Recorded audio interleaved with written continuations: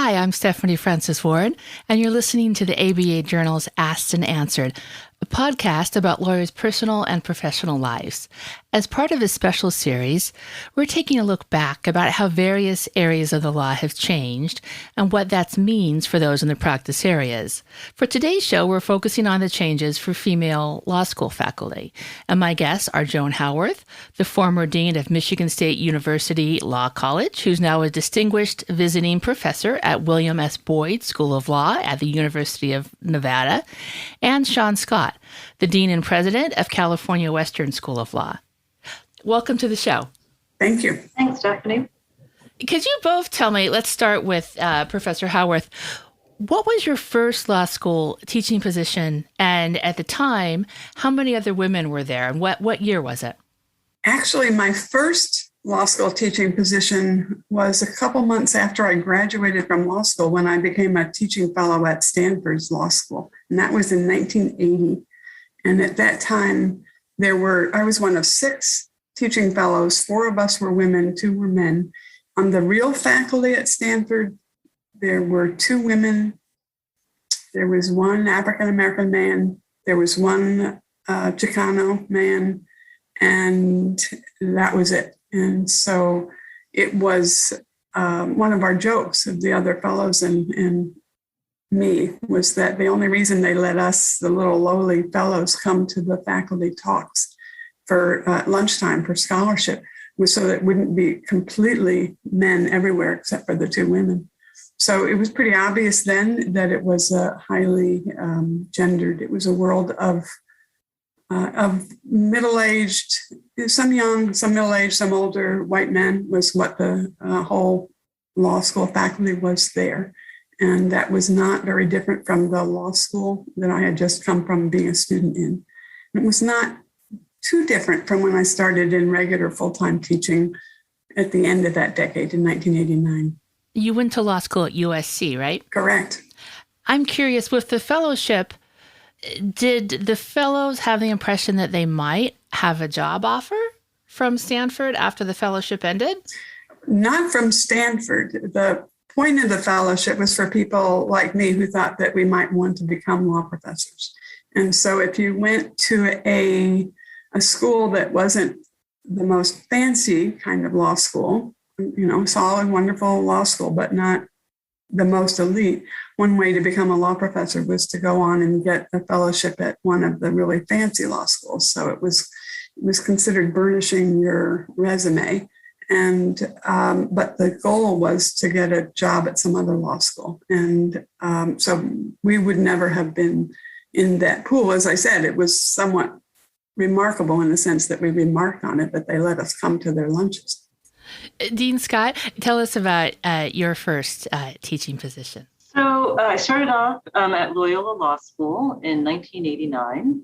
And at that time, we were about, female faculty constituted about 30% of the faculty. I'm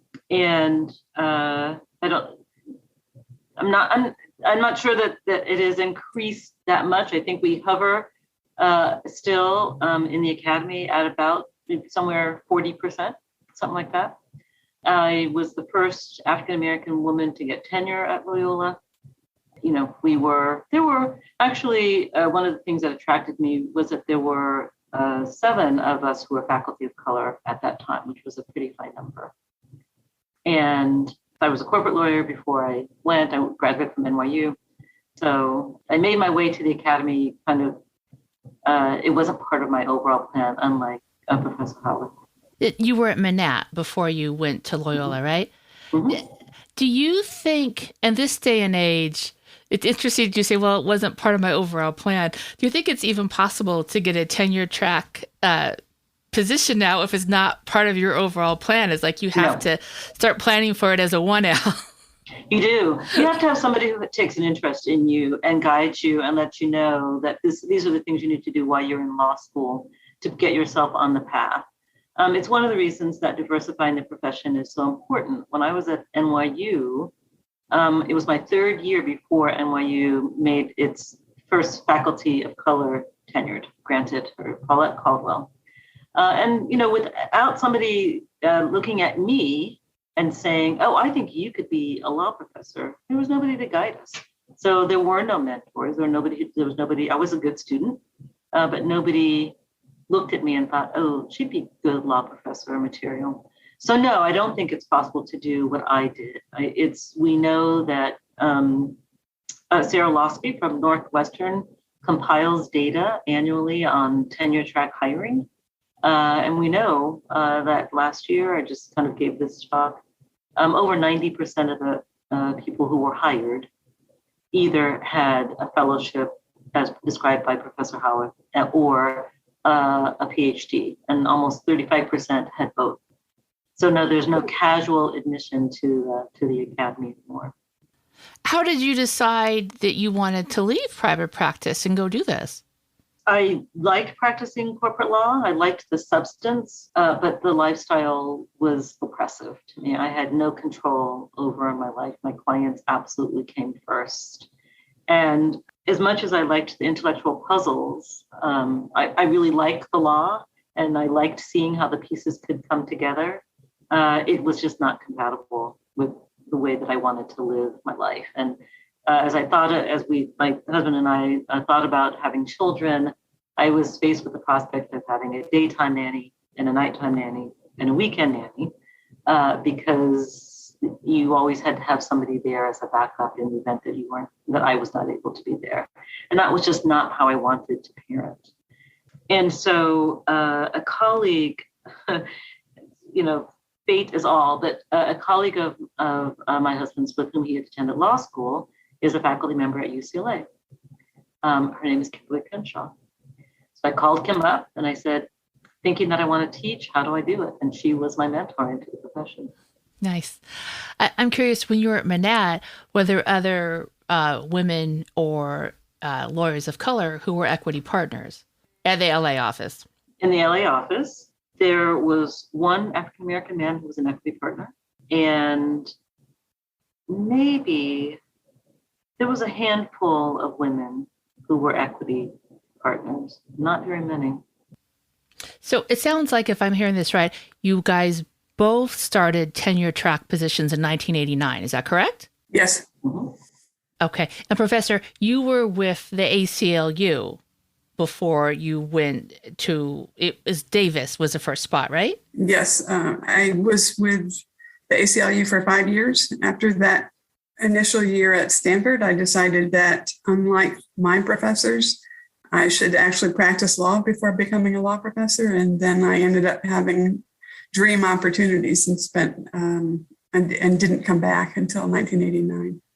Now, I'm thinking, when I watched your interview with I was watching a really good interview with the former dean of Toro, and I'm thinking you said you got your first law school job because you met someone at a party or something that was involved with Davis. Is that correct? And can you share that story with us? Sure.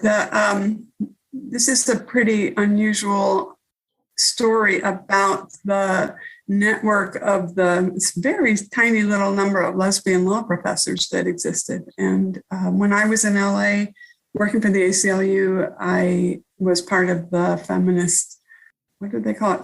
Feminist critical theory group that would meet regularly. And through that, I met Pat Kane and Jean Love, and they were both teaching in LA at the time.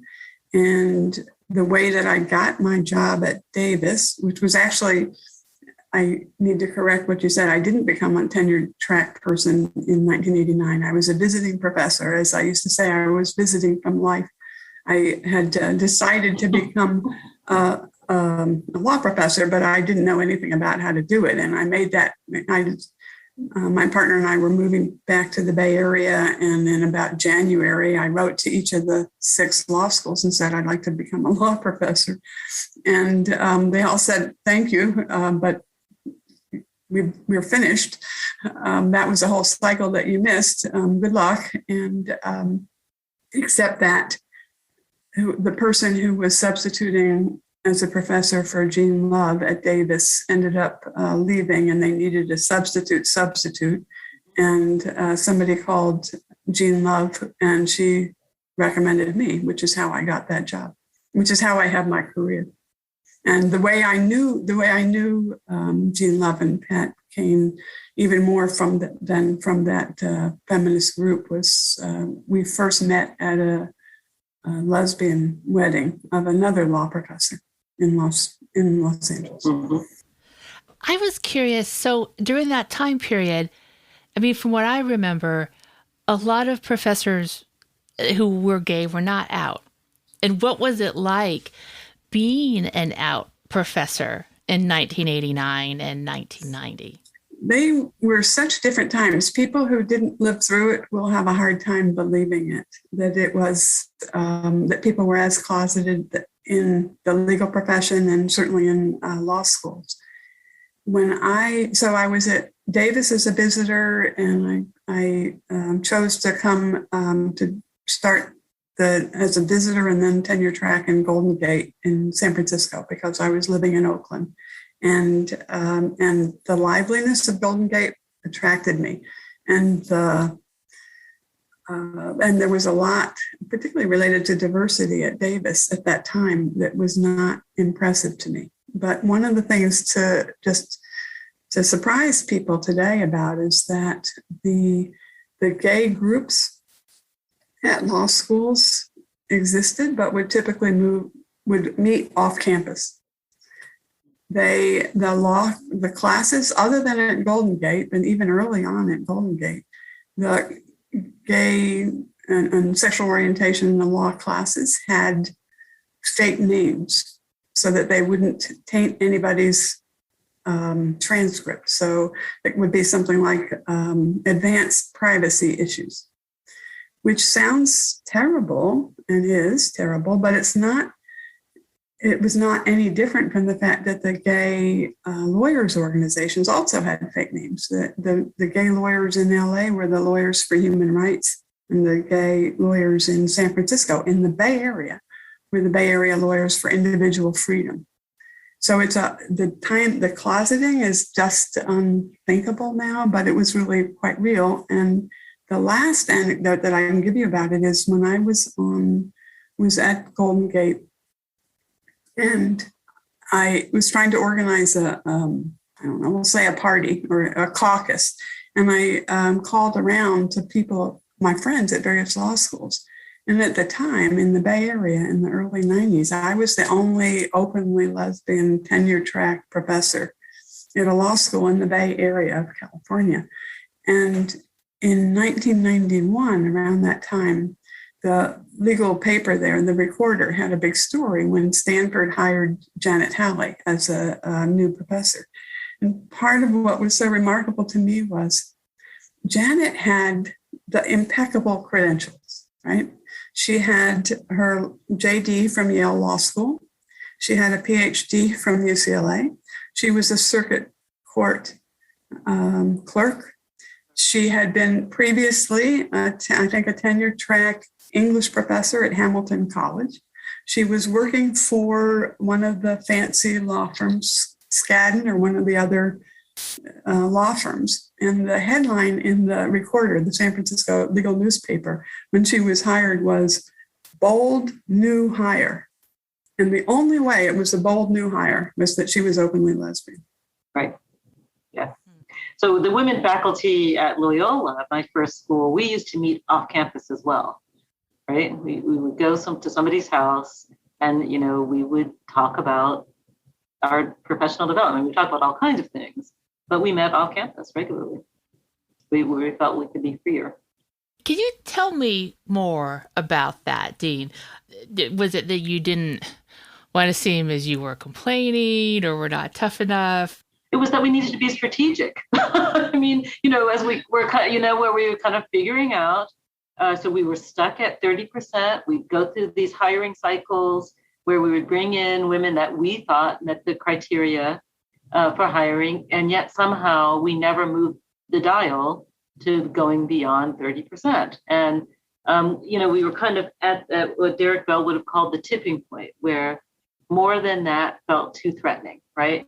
Where they were like, oh, well, there are enough women, there are enough, which was never said, certainly not said about white men, there are enough. And so a lot of those meetings were, how do we change the culture of our law school? How do we get to a point where we have parental leave, which we did not have?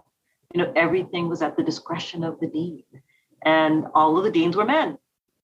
And so they were strategy sessions, they were sessions to talk about negative student evaluations or interactions with students who were not kind of giving us the same respect that they gave our male counterparts. It was, how do we ask for a raise?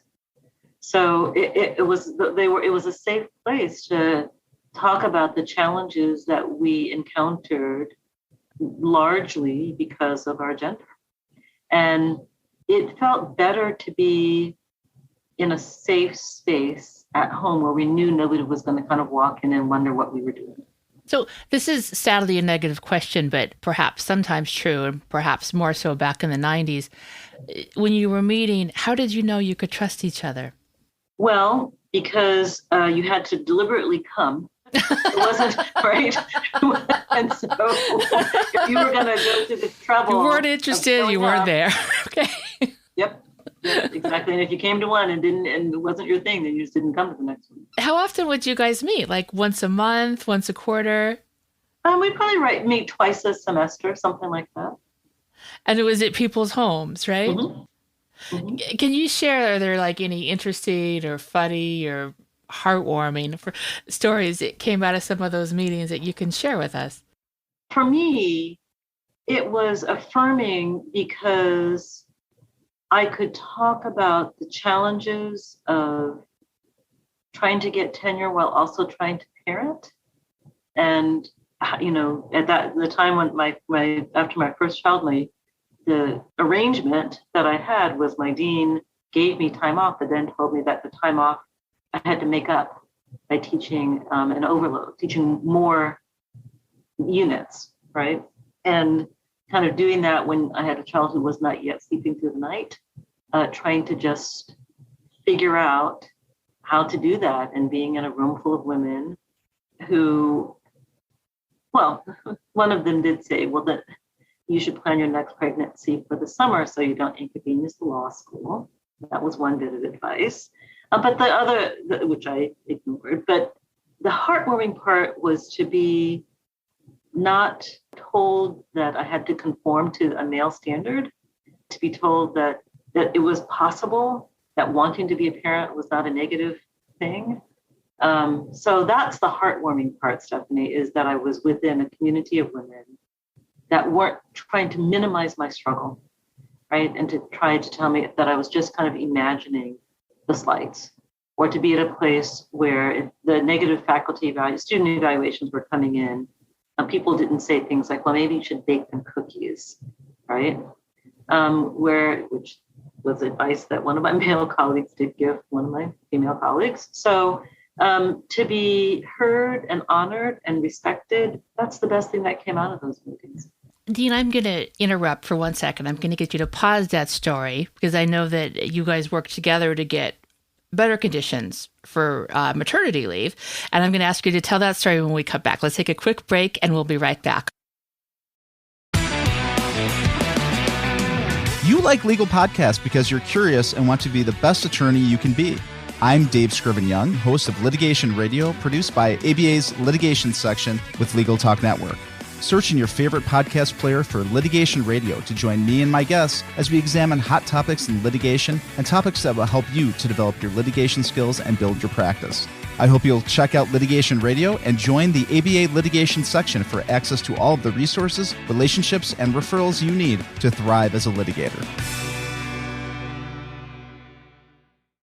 The American Bar Association provides access to career-changing and life-changing opportunities. Connect with an ever-expanding community of like-minded individuals who believe in leaving the world a better place than when they found it.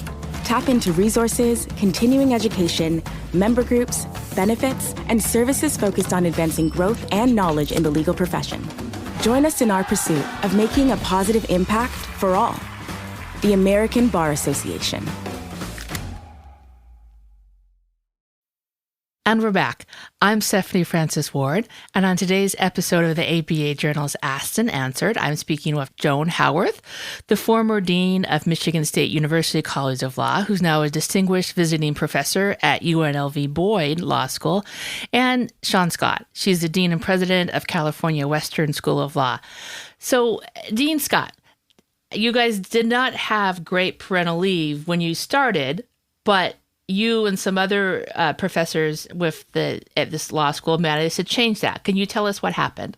We did. So I've told this story a couple of times because I think it's an astonishing one. So when I learned that I was pregnant with my first child, I went to my dean and said, I'm expecting, what is our parental leave policy? I rocked back in his chair and he said, 2 weeks. You want a break from the baby by then anyway.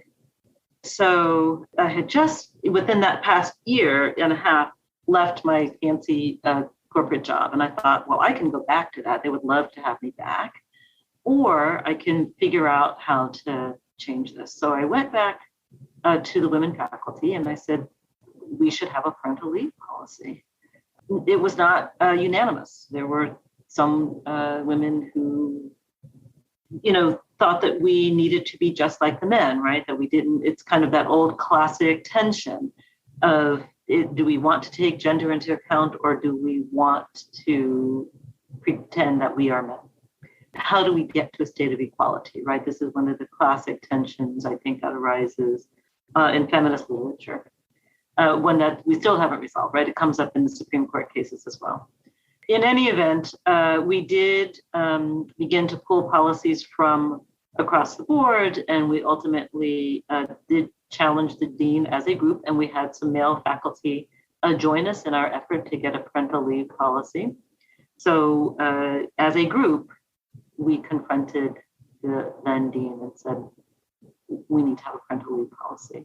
And he acceded to our requests. His first, as I said, individually, what he simply allowed me to do was to defer my teaching. It wasn't forgiven. So we would ordinarily teach at that time 11 units. So I took a semester off and then I had to make up the 6 units that I did not teach over the course of the next 2 semesters. So, which I did, which was less than ideal. But I made that deal, having made that deal, I then went back and organized in the faculty. And we were able to get a leave, but ironically enough, kind of going to Professor Howarth's comment, we did not call it a parental leave, or at that time it was maternity leave. The dean designated as a research leave because he thought that would be more acceptable. So it was years before it actually was called a parental leave policy.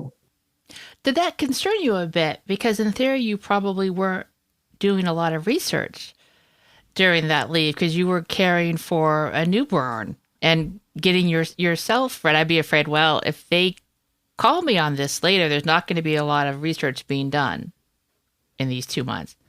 I think it's one of the lessons about how social change happens, right? I think for me, so I'm 61 almost. And I think back and I think, so I was 7 or 8, right? Kind of when we really began to have the start of the civil rights movement. So in some ways I look back at the civil rights movement and I see huge change, right? I think about the March on Washington and I see social change and social movements as though they were, larger than life events.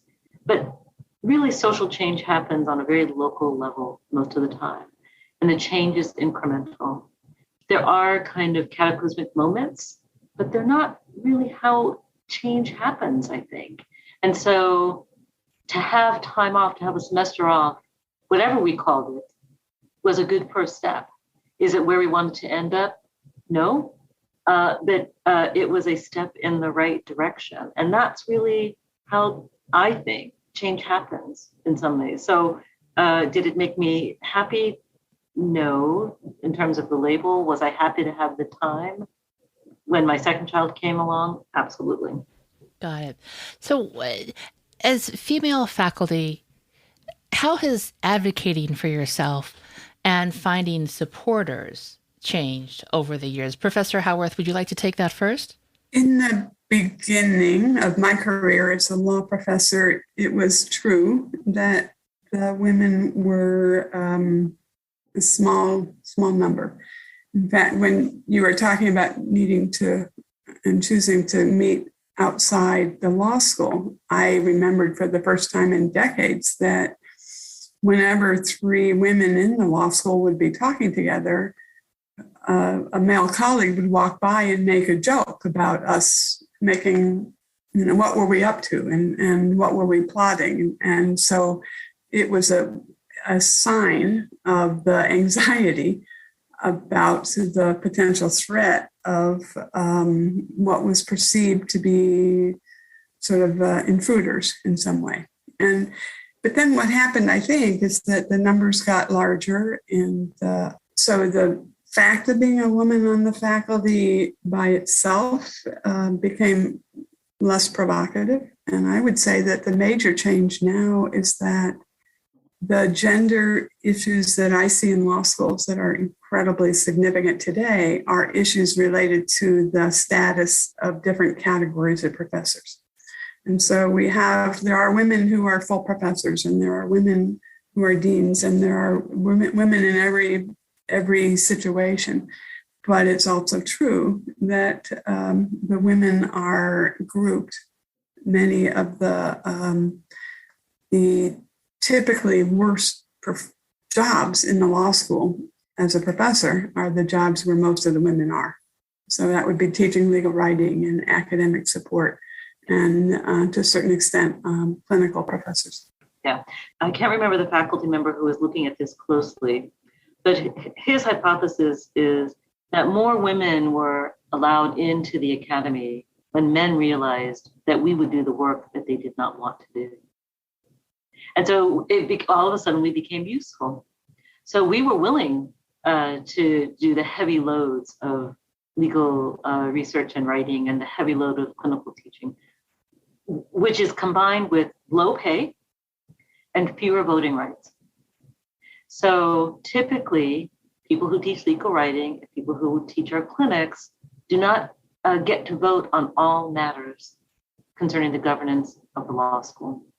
So our admission into the profession, I think perhaps does not coincide with the realization that men could relieve themselves of that work while not ceding their privilege and control, because they continue to not be granted full rights, right? So I'm at a school now that just this past year, adopted a unitary tenure track. That means everybody who teaches, whether it's clinical teaching or legal writing, is tenure eligible. So, I think there are maybe 30% of law schools who have that kind of possibility, right? 30%, even now. And so it is true, we are in the academy in greater numbers, but it is, I think, worth noting that the vast majority of people who teach legal writing are female. Overwhelming, right? There are articles written about it called the Pink Ghetto. So it's a little bit of a mixed blessing. And I think the same is true with deanships, right? I think that absolutely the number of deanships has increased, but we are concentrated at the less fancy schools. And I think that, again, those are the least prestigious jobs that we tend to fill. Cynics could also notice that the percentage of women, and more recently women of color in deanships, came up after the economic downturn of the Great Recession, when suddenly being a law school dean became a job with tremendous difficulty that had not previously existed in the same way. And that we're doing this job, but it's not the same job that deans had 15 years ago, 20 years ago, 30 years ago. It's not at all the same job. This is a hard, day-to-day operational set of tremendous tasks. And so women have come in to take on those tasks. But they don't have, it's not the same life, I think, that a dean used to have. I'm so happy you brought that up, Professor, because I have been thinking that, but I wasn't sure how to word it exactly. And I think you put it really well. So thank you. It's not the feather in your cap to, to end your academic career. How did you, let's take it back again a bit. How did you deal with gender discrimination when you faced it? Because I think it wasn't, not that it's easy to deal with now, but I'm thinking it might have been a little worse to deal with back when your academic career started. Is it accurate, or is it still kind of the same today? So what I would say is that I was not conscious of feeling in any way discrimination on the basis of being a woman in terms of my individual career. And that's partly, I think, because I never had children, and therefore I was able to do as much work as I wanted to be able to do without having the other obligations and other aspects of a wonderful life that many women have.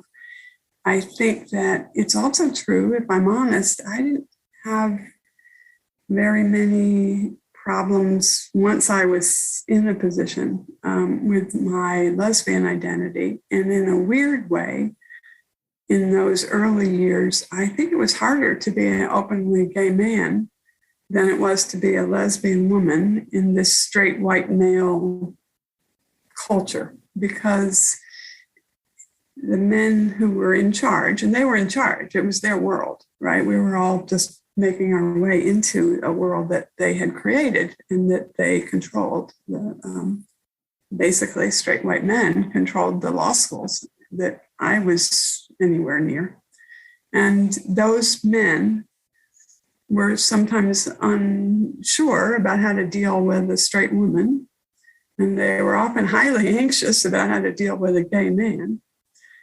But they could think of me as sort of more like one of the guys. And in a weird way, and I don't mean to say that's right, I'm just saying it was a strange, unexpected reality for me, that there were ways that I could fit in. On the other hand, I was proud that I was able to use my ability to fit in to try and create some better policies. And for example, sexual harassment policies that didn't exist, that I led a charge to be able to have created and imposed.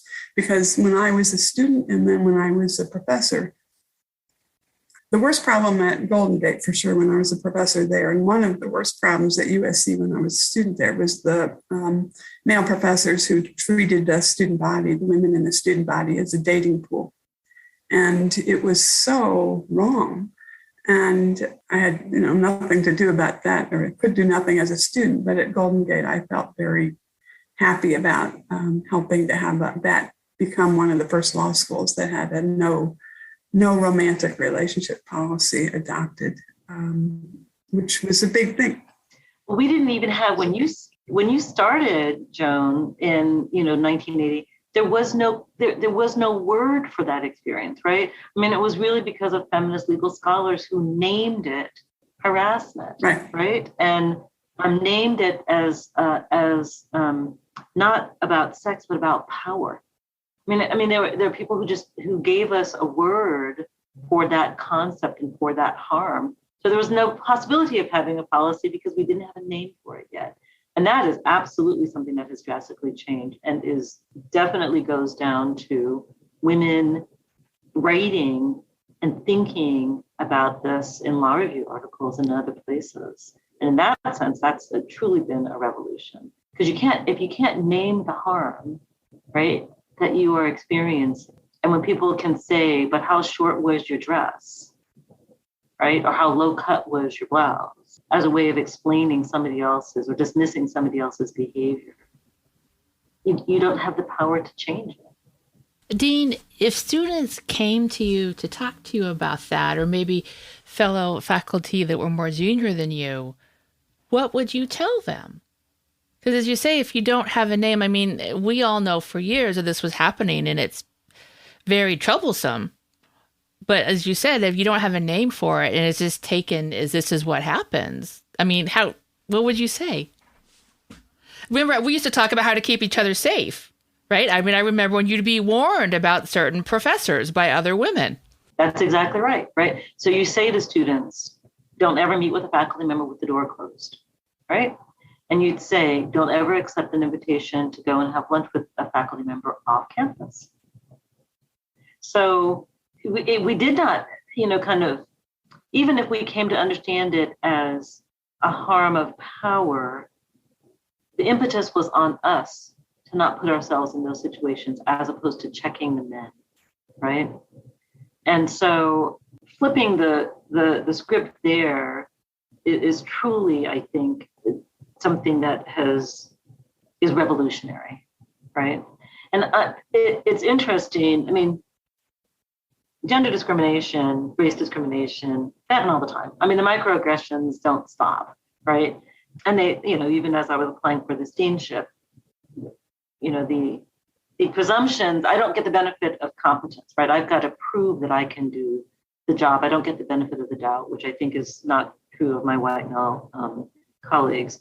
But I will say that one of the things that has happened for me, certainly this past year, is that I no longer feel as though I have to humor the microaggressions. I no longer feel as though I have to, carefully pick my battles when I'm going to push back. Maybe it's a consequence of age. Maybe it's a consequence of being fed up. Maybe it's the consequence of technology, that nobody can say to me any longer, you're just imagining, right? We have, the horrible recordings of the murder of George Floyd, and we have the subsequent recordings of the abuse. We have people kind of talking about Me Too.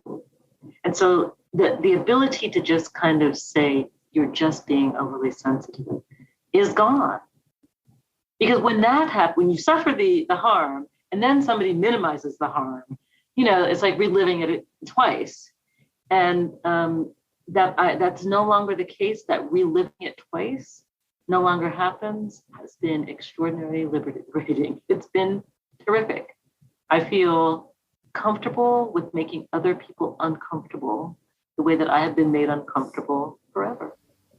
Dean, do you ever worry or feel like we might be backtracking a bit on that aspect of speaking out when you're mistreated? I mean, we've seen a lot about whether things that have been said in classes were academic speech or inappropriate and made people feel uncomfortable. And I'm wondering if we're at a time now that people who are afraid, people in power usually want to keep on doing what they're doing, but they might have been afraid to speak out, certainly during the Trump administration, because some people felt like they didn't want to be identified with that whole thing. But do you feel like people are more, we might be going back just a little bit, and it's like there's this idea people are too sensitive, students are too sensitive?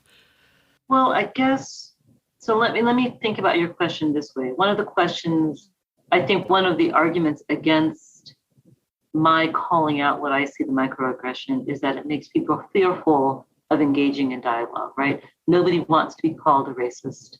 Nobody wants to be called, well, that's probably that's become the worst thing that you can accuse somebody of.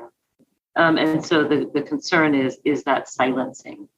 So as a law professor, I do believe in the importance of dialogue.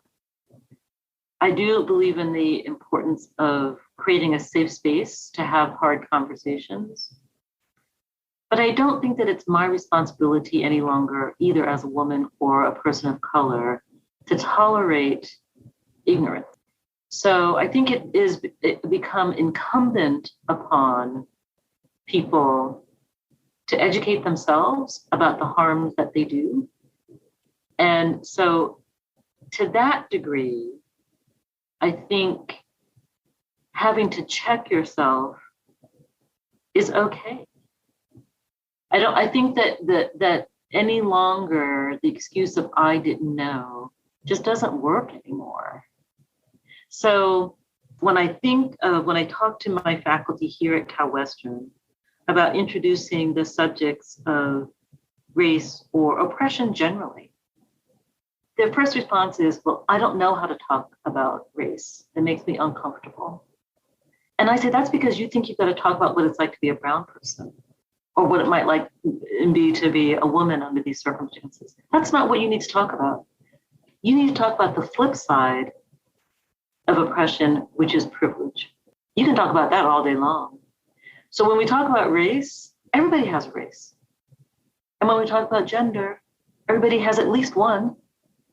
And so the goal is to speak about your experience of either being on the oppressed side or the privileged side.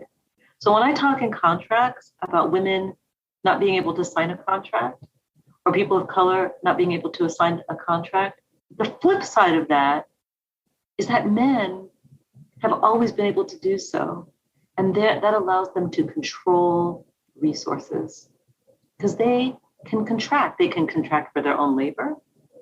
They can contract for the sale and purchase of goods that benefit them without competition. So when I think about race and contracts, it's not just that I couldn't, but somebody else could. So thinking about that, right? Understanding the way in which subordination occurs and the way in which privilege occurs is something that is incumbent upon everybody in society to learn. And it's not necessarily my obligation to teach it. It is your obligation to learn it. And therefore to walk into a situation with an awareness, right, of what that looks like, what that sounds like, what that feels like. Well, and did the two of you think, in terms of what is and is not appropriate to say in the classroom, that it has really changed? And this generation of students, they are, perhaps better at advocating for themselves and their peers about what's appropriate and what's not. Like, I think the use of the N-word in lectures or tests, that would be an example. And things are different now. And students will call you on that. Professor, what do you think? And was this something you could have ever, and maybe that's a little bit of too much of a radical example, but could you see students speaking out in the way that they have, say, in the past 5 years and having success for change? I think the students, it's a gross generalization, but generationally, the students that we're lucky enough to have now bring a readiness for advocacy that is so different from what prior generations had. They also have a willingness to be vulnerable that is, again, it's a gross overgeneralization. And I know that law school pushes students in the opposite direction. But I'm amazed at the number of students I have who are open about the troubles that they have and the struggles that they have and mental health issues that have always been there, but have always been hidden in my experience until relatively recently. So I think the student body is extraordinarily encouraging. I also think that there are some tensions that I've had related to students preferring to be able to avoid some of the really harsh work that is difficult that we need to do in law school. I had, for the first time a couple of years ago, I had a student, for example, who came to me about wanting to have had trigger warnings as to some of the materials in torts, particularly related to a sexual assault case that we had. And I was really impressed by her arguments. And I also, though, I didn't do what she wanted me to do because I had said at the very beginning of the torts class, this is about injury. This is about harm. All of you have I'm going to set it up so you have a chance, you have a choice for when you're going to take yourself out of having to be called on by me, because some of this is going to be very personal. But as I said to that student, it's not for me to say that the sexual assault cases are going to be more triggering than the baby who dies. When we have people who've had a variety of experiences, sexual assault is different because it's so prevalent, but it's not, in many ways, it's not worse, and it's not the only harm that we're talking about. So I want you to have a kind of a global readiness to understand that we're going to have to deal with material that is unsettling and uncomfortable and with incredible injustice, right? We're studying injustice, as far as I can see, more than we're studying justice. And so you can't have a trigger warning on everything. Dean, would you like to weigh in on that and how students oftentimes are different now than they were when you started teaching? I agree. I think there is certainly more willingness to say, I don't want to participate. And I think that I agree with Professor Howitt's management of that. If it's something that you want to absent yourself from the discussion, you certainly have the option to do that. But it is important to understand the harms, right? It's also important for me for people to understand like where we were as a society and what courts say and write and do. It's really important for students to understand that courts are filled with people who bring their biases into the courtroom and in their opinion.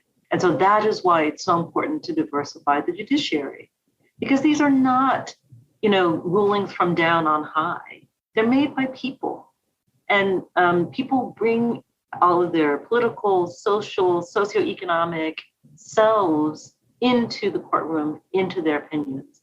And I think students need to see that, because it's important to understand that in seeing that, where do we want to mount the challenge? So when I teach race, gender, and the law, it's really important for my students to read the cases that talk about whether a Chinese man can testify in court against a white person, right? And sometimes when you read the language that the court uses to describe the Chinaman and uses terms that are derogatory, there's a moment to say, this is where we were. This is the Supreme Court writing this opinion. And it's distressing. Sometimes it's comical, right? When you read the line of cases where the court first says, well, everybody knows that a white person is a Caucasian. And then a Caucasian, somebody from the Caucasus Mountains, comes and applies for citizenship. And the court says, oh, no, that's not what we meant. We meant what every white person thinks a white person is, right? So you see the evolution of that doctrine, and you need to see the words and the language used, right? So I think it's an important teaching tool. I think it's a marker of where we are as a society. And I think that those are hard things to read and hear. Now, there are some words that I would not say in my classroom, even if they were written in an opinion. And I use that discretion as well, because I'm aware that speaking it may not be necessary. Reading it is sufficient. So, I will take that into consideration, perhaps now more than I would have 30 years ago when I started teaching. Professor and Dean, that's everything I have for you today. I want to thank you both so much for joining me. This has been a great discussion. Yes, thank you. Thank you for having us, Stephanie.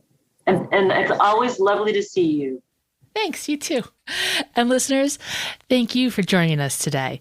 If you have ideas for a future show on how much your work has changed over the years, please let me know. I'm on Twitter at SFW, as in Stephanie Francis Ward 70, Roman numeral 2, or you can email me at stephanie.ward@americanbar.org. Also, if you like what you heard today, please rate us on Apple Podcasts. We'll see you next time for another episode of the ABA Journals Asked and Answered.